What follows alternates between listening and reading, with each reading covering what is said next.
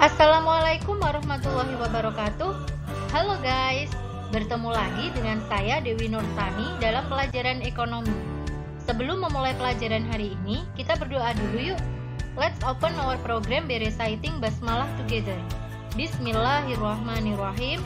Semoga pelajaran hari ini berjalan dengan lancar ya. Simak video ini sampai akhir ya guys.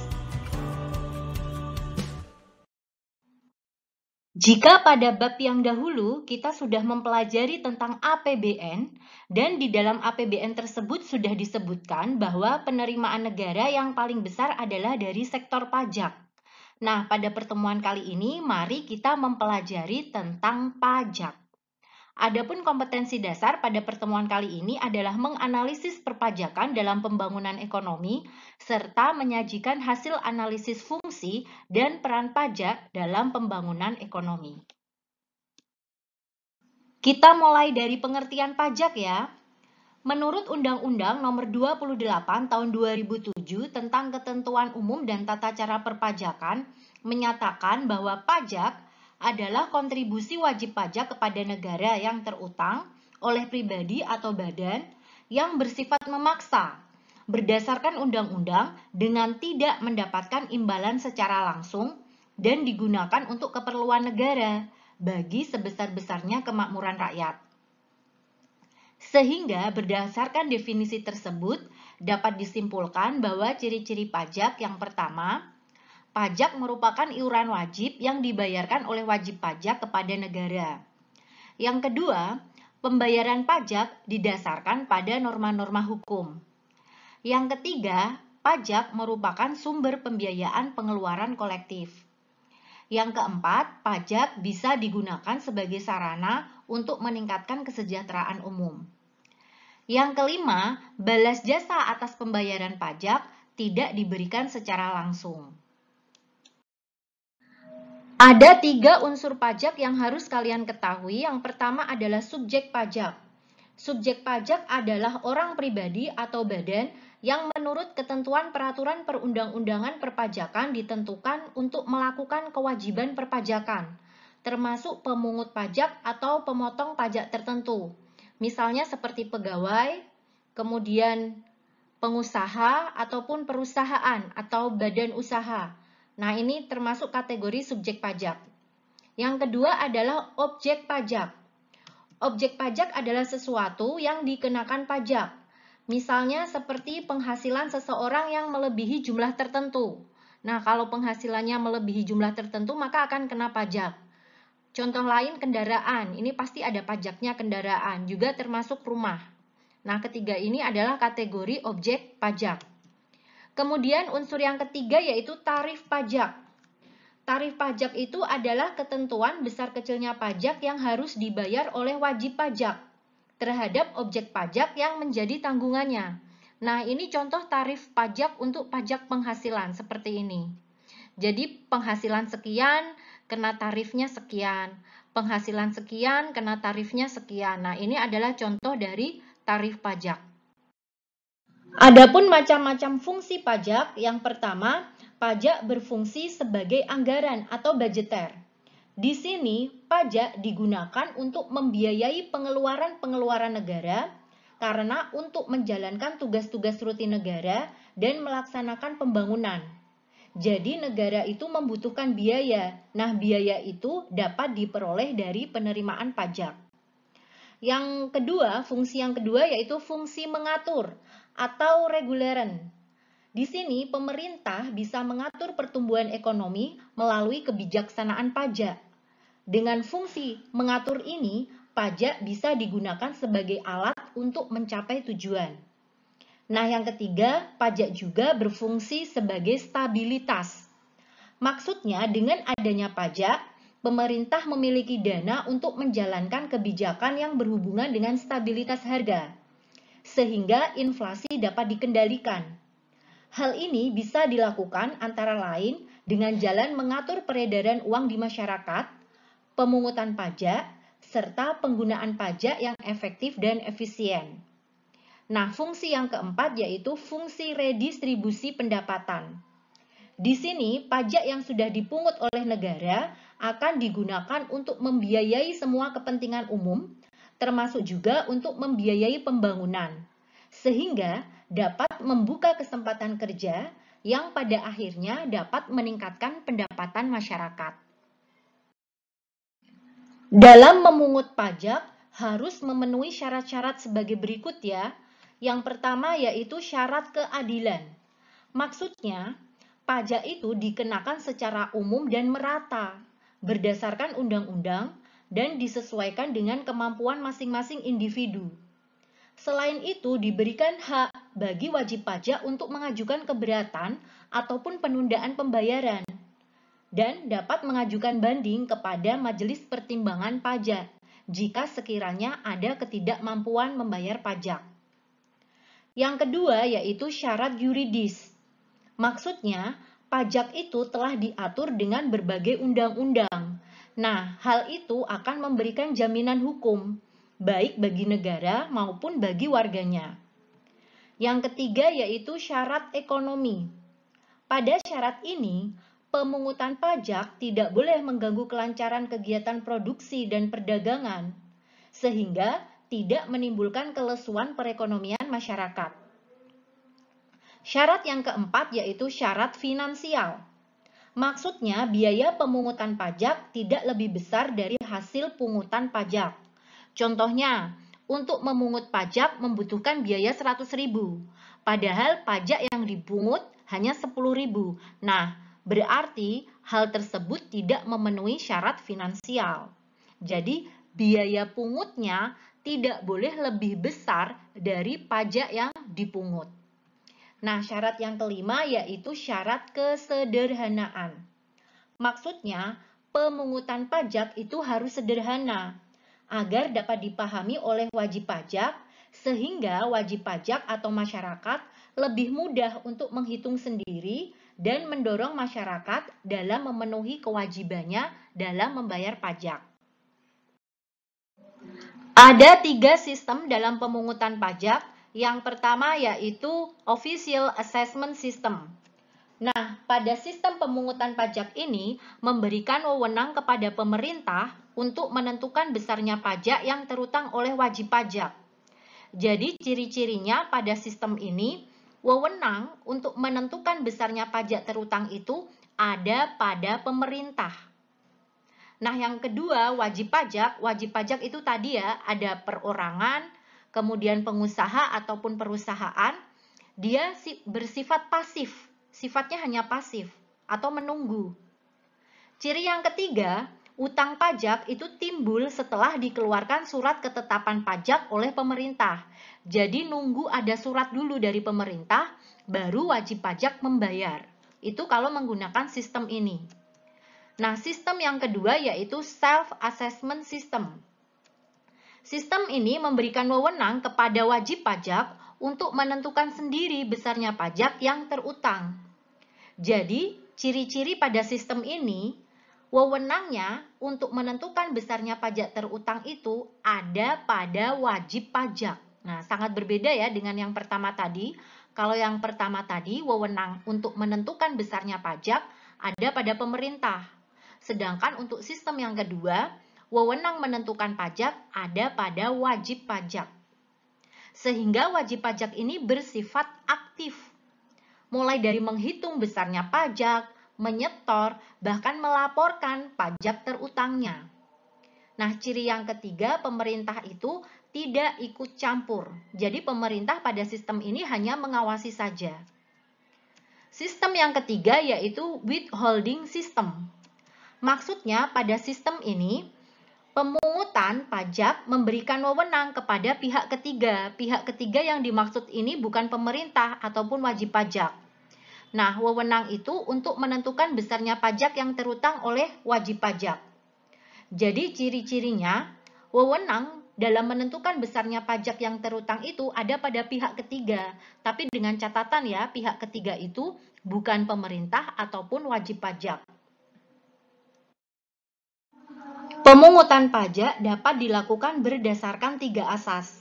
Yang pertama yaitu asas domisili, yaitu cara pemungutan pajak yang dilakukan oleh negara berdasarkan tempat tinggal wajib pajak.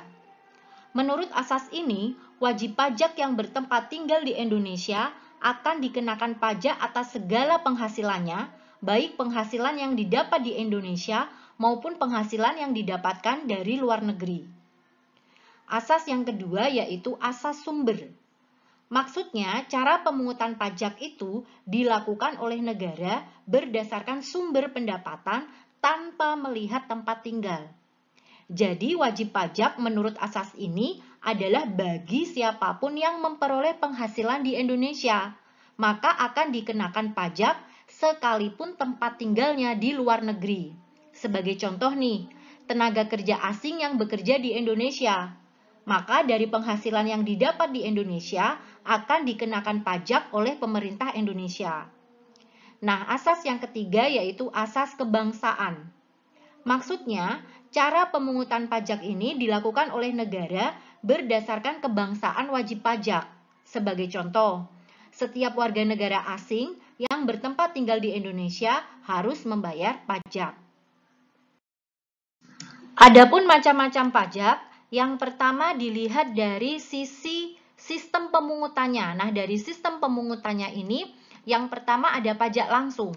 Pajak langsung ini pajak yang langsung dikenakan kepada konsumen atau yang memiliki atas barang tersebut. Contohnya kendaraan. Siapa yang memiliki kendaraan itu maka dia langsung membayar pajak.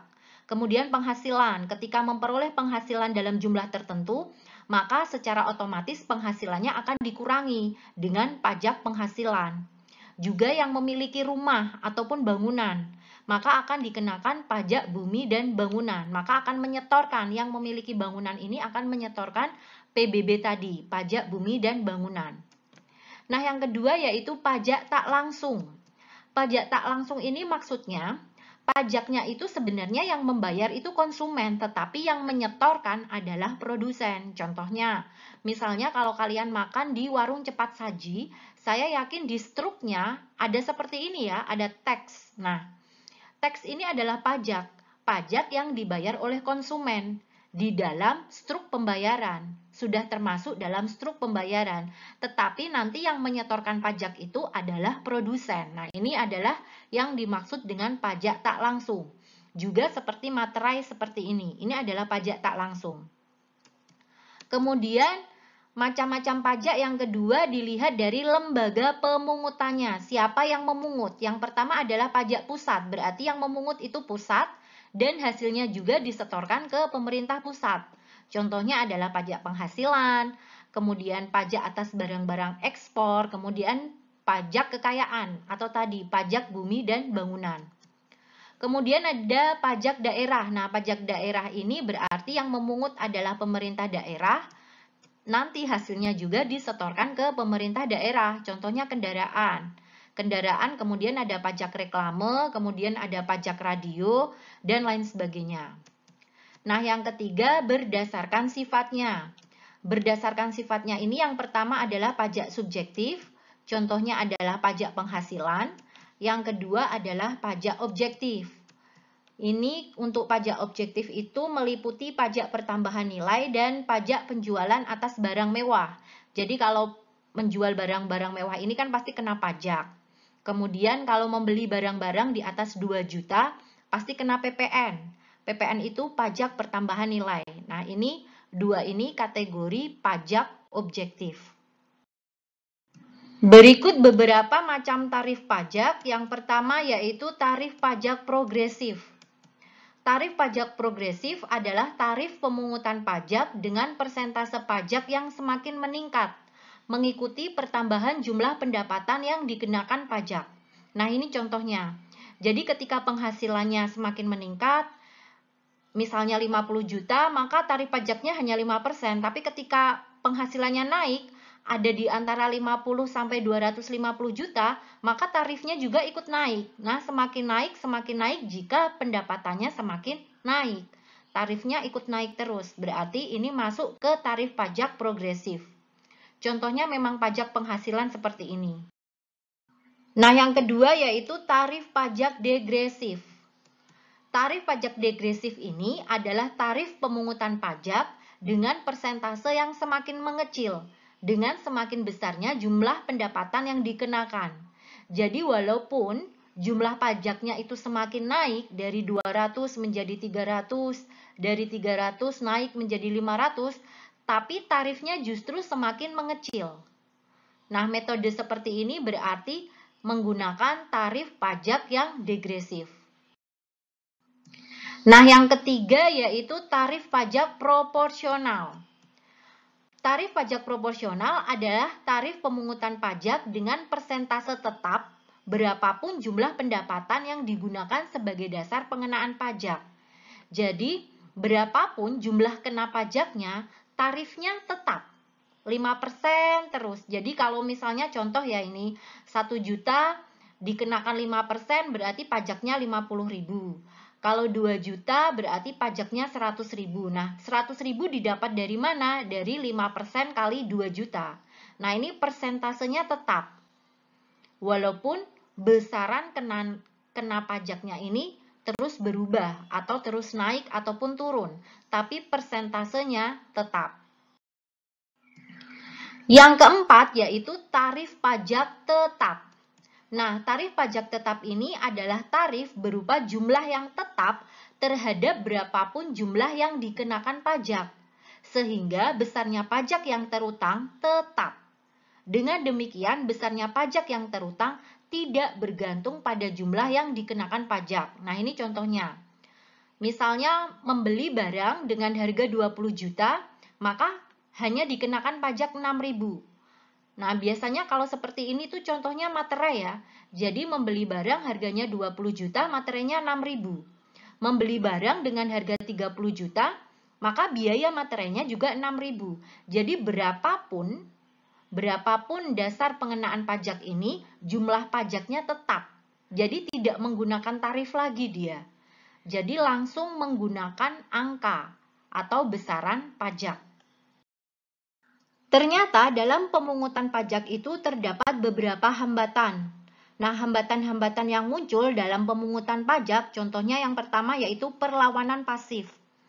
Yang dimaksud adalah perlawanan yang inisiatifnya bukan dari wajib pajak itu sendiri, melainkan terjadi karena keadaan yang ada di sekitar wajib pajak. Hambatan-hambatan tersebut berasal dari struktur ekonomi, perkembangan moral, dan intelektual penduduk, serta teknik dalam pemungutan pajak itu sendiri. Hambatan yang kedua contohnya adalah perlawanan aktif terhadap pajak. Yang dimaksud adalah perlawanan yang inisiatifnya berasal dari wajib pajak itu sendiri. Hal ini merupakan usaha dan perbuatan yang secara langsung ditujukan kepada pemerintah yang bertujuan untuk menghindari pajak atau mengurangi kewajiban pajak yang harus dibayar. Contoh-contohnya yaitu seperti penghindaran pajak, pengelakan pajak, ataupun melalaikan dalam membayar pajak. Hambatan yang ketiga adalah lemahnya penegakan hukum terhadap kepatuhan membayar pajak bagi penyelenggara negara. Yang keempat yaitu kurang atau tidak adanya kesadaran masyarakat. Dan hambatan yang kelima yaitu kesulitan untuk mendapatkan data terhadap pembayaran pajak. Untuk mengatasi hambatan-hambatan tersebut, ada beberapa langkah yang harus dilakukan agar wajib pajak mau membayarkan pajaknya. Yang pertama yaitu seperti melakukan orientasi untuk meningkatkan sumber daya manusia aparatur negara atau meningkatkan profesionalisme para pemungut pajak, atau maksudnya adalah meningkatkan profesionalisme pegawai pemerintah di bidang perpajakan ini. Orientasi adalah suatu kegiatan pemberian pengarahan yang bertujuan meningkatkan profesionalisme aparatur di bidang perpajakan dan meningkatkan pengetahuan para aparatur tentang manajemen pendapatan pusat ataupun daerah untuk meningkatkan pendapatan dari sektor pajak. Yang kedua yaitu bisa dilakukan penyuluhan kepada wajib pajak. Nah, penyuluhan terhadap wajib pajak ini maksudnya adalah memberikan penjelasan atau pemahaman kepada masyarakat tentang arti pentingnya pendapatan pusat dari sektor pajak ataupun pendapatan pemerintah daerah dari sektor pajak, tentang penggunaan dari hasil pemungutan pajak ini yang akan digunakan untuk kepentingan masyarakat.